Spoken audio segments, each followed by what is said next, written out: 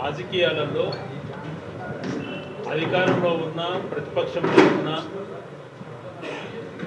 విలువలు అన్నటువంటివి పాటించాలన్నటువంటి ప్రయత్నం ఖచ్చితంగా చేశాను.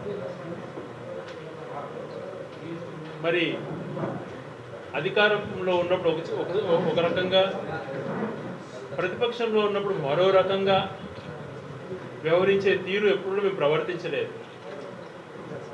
ఇప్పుడున్న పోగొడం చూస్తుంటే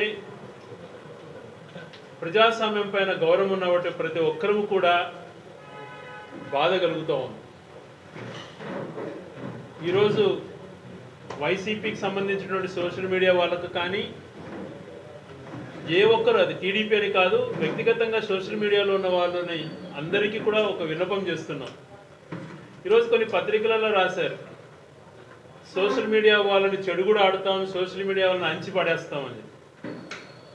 ప్రజాస్వామ్యబద్ధంగా ఉన్నప్పుడు ఎవరిని ఎవరు అనచవలసినటువంటి పని ఉండదు. ఏదైనా కూడా కొంతమంది వ్యక్తిగతంగా మహిళల గురించి కానీ లేని నిజాలను ఊహించుకొని క్యారెక్టర్ అసాసినేట్గా చేయడం ఎవరు కూడా సమర్థించాం. అటువంటి చేయొద్దనే మేము చెప్తున్నాం. మేము కానీ పార్టీకి సంబంధించిన పైన లైన్ కానీ అదే కూడా చెప్పడం జరిగింది. వ్యక్తిగతంగా మహిళలను కించపరిచే విధంగా, సమాజంలో అతని చేయని నిజము లేనటువంటిది అవాస్తవంగా చిత్రీకరించి క్యారెక్టర్ అసాసినేట్ చేసినటువంటి పద్ధతులను అవలంబించద్దు అన్నటువంటిది అందరికీ కూడా చెప్పాం. అవి మేము కూడా ఆ డైరెక్షన్స్ ఖచ్చితంగా ఇస్తున్నాం. ఎక్కడో 1-2 చోట్ల జరిగింటే దాన్ని ఉద్దేశించుకొని భయభ్రాంతులకు గురి చేసే విధంగా, ఏ రకంగా కూడా ప్రతిపక్షాన్ని మాట్లాడకూడదు, ఏ విమర్శ చేసినా మీ అంతు చూస్తాం అటువంటి రీతిలో ప్రవర్తించడం సరైనటువంటిది కాదు అని చెప్పి తెలియజేస్తున్నాం. పత్రికా విలేకరులకు కానీ సోషల్ మీడియాకి కానీ ఎవరికైనా కూడా వాళ్ళ పరిధులు వాళ్ళకు ఉంటాయి. అలా అని చెప్పి కొంతమంది పత్రికలలో కూడా ఘోరాతి ఘోరంగా నిజాలు లేకపోయినా క్యారెక్టర్ అసాసినేట్ ఎన్నో జరిగాయి. మేము ఆ రోజు కూడా ఇది రొటీన్గా జరిగేది, రాజకీయాల్లో ఉన్నప్పుడు దాన్ని వివరించుకోవాల్సిన పరిస్థితి ఉంటుందేమో అని బాధపడి దాని గురించి పర్సనల్గా తీసుకోకుండా వదిలేయడం కూడా జరిగింది. అది అందరికీ కూడా తెలుసు. కానీ ఈ రోజులలో ఇట్లా ఊర్లోకి వెళ్ళి సివిల్ డ్రెస్సెస్లో వెళ్ళి కుటుంబాలను బెదిరించి ఎవరికి చెప్పకుండా తీసుకొని రావడమే కాకుండా వాళ్ళు ఎక్కడున్నారో కూడా చెప్పకుండా, డిఫరెంట్ స్టేషన్స్లో ఎక్కడ పెడుతున్నారో కూడా తెలియచేయకుండా, ఎక్కడ పడితే అక్కడ రాష్ట్రాలలో కేసులు వాళ్ళపైన ఫైల్ చేయించి భయభ్రాంతులకు గురి చేయటం సమంజసం కాదు. ఒకటి. రెండోది, ఈరోజు పోలీసు అధికారులు నైతిక స్థైర్యం దెబ్బతీసే విధంగా కూడా వ్యవహరిస్తూ ఉన్నారు. ఎప్పుడు కూడా పోలీస్ వ్యవస్థకు రాజకీయ వ్యవస్థకు ముడిపెట్టకూడదు. ఒక ముఖ్యమంత్రిగా మేము మా క్యాడర్కి అన్యాయం జరుగుతుందని తెలిసినా కూడా గతంలో అధికారంలో ఉన్నప్పుడు, ఒక బాధ్యతమైన పదవిలో ఉన్నప్పుడు ప్రజలకు న్యాయం చేయండి అన్నటువంటి మాటలు మనం విన్నాం జగన్మోహన్ రెడ్డి దగ్గర నుంచి. అలా కాకుండా వేరే ఆదేశాలు ఇవ్వటం, ఎక్కడో ఒక చిన్న ఇన్సిడెంట్ బేస్ చేసుకొని ఐపీఎస్ అధికారులు మనోభావాలు దెబ్బతినే విధంగా దానికి ప్రాపర్ రీజన్ లేకుండా ట్రాన్స్ఫర్లు చేయటం, ఇది నిజంగా ఖండిస్తున్నాం. దారుణాది దారుణంగా ప్రతి ఊర్లో పసి పిల్లలను రేప్ చేస్తున్నారు, అత్తాకోడలను రేప్ చేశారు, దారుణంగా చంపబడుతున్నారు. కొంతమంది నందికొట్కూరులో హీనంగా ప్రవర్తించి ఇంతవరకు ఆ శవం కూడా కనపడకుండా చేశారు. ఇట్లాంటి సంఘటనలు వందల్లో జరిగాయి.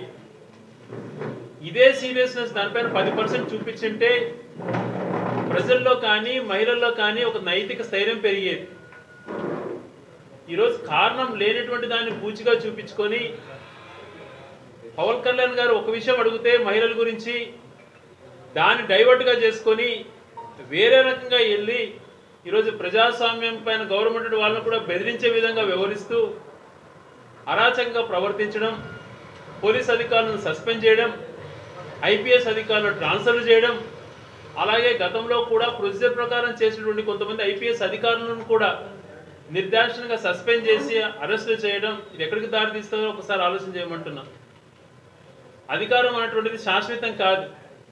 5 సంవత్సరాలు సేవ చేయడానికి ప్రజలు మ్యాండేట్ ఇస్తారు. ఆ మ్యాండేట్లో మనం గౌరవం ఎంత పెంచుకుంటే అంత గౌరవం మనకు పెరుగుతుంది. ఆ రీతిలో ఆలోచన చేయాలి. కానీ ఇలాగా అవతల పార్టీని పలచన చేయాలి అనే ఉద్దేశంతో రకరకాల ఇన్సిడెంట్స్ని తీసుకొని వచ్చి ముగ్గురు ఐపీఎస్ అధికారులను అక్కడ సస్పెండ్ చేసి వాళ్ళని జైల్లో ఇచ్చేది కాకుండా నిన్న కడపలో జరిగిన సంఘటన కూడా బాధాకరం.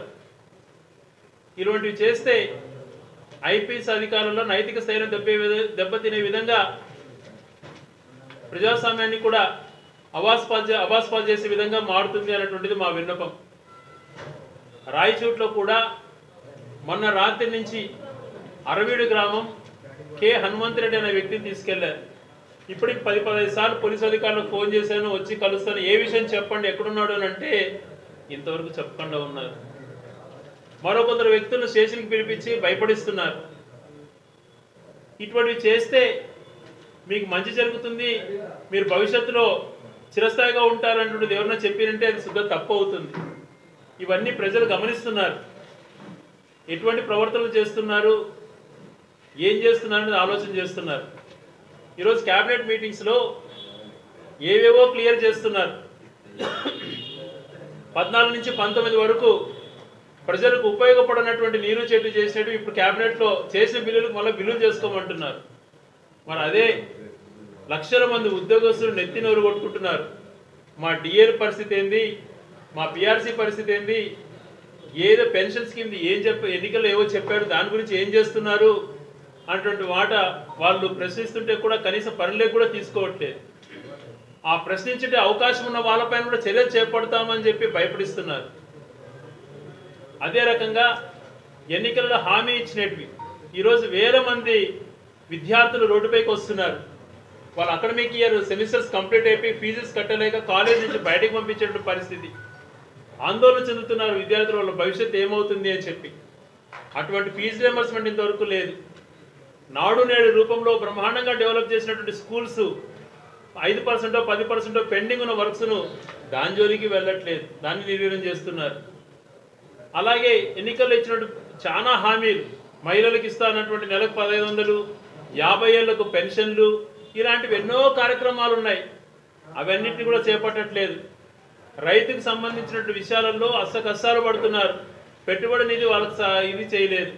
ఇటువంటివన్నీ చేయాలంటే ఆలోచన చేయకుండా ఎక్కడ ప్రభుత్వాన్ని ప్రశ్నిస్తారో ప్రశ్నించకుండా ఉండాలి, అనగదొక్కేయాలి ఆదిలోనే అని చెప్పి నిర్ణయం తీసుకోవటం, ఈ రకంగా అనగదొక్కే విధంగా ప్రవర్తించడం మంచిది కాదు అని చెప్పి తెలియజేసుకుంటూ, ప్రభుత్వ పరంగా ఎప్పుడైనా కూడా మంచి చేసేటువంటిది ఏదైతే ఉందో ఆ మంచి చేసే విధంగా వ్యవహరించాలి. కానీ అలా కాకుండా ఇలా దుర్మార్గంగా వ్యవహరించడం సరైనటువంటి పద్ధతి కాదు అని చెప్పి, అదే ఏదైతే వీళ్ళు అరెస్ట్ చేశారో హనుమంతరెడ్డిని ఇప్పటికైనా వెంటనే వాళ్ళ తల్లిదండ్రులు కానీ వాళ్ళ భార్య కానీ చాలా టెన్షన్లో ఉన్నారు.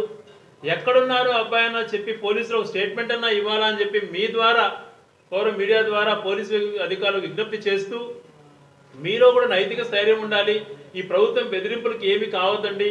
సిస్టమ్స్ని గౌరవించే విధంగా మనం చదువుకున్నప్పుడు కానీ, మనం పట్టా తీసుకున్నప్పుడు కానీ, ఉద్యోగం తీసుకున్నప్పుడు కానీ దేనిపైన అయితే ప్రమాణం చేశామో దానికి బైండ్ అయి ఉండాలని, అన్ని వేళలా ప్రజాస్వామ్యం కాపాడేటువంటి వాళ్ళకు ఎప్పుడు సపోర్ట్గా ఉంటామని చెప్పి తెలియజేసుకుంటున్నాను.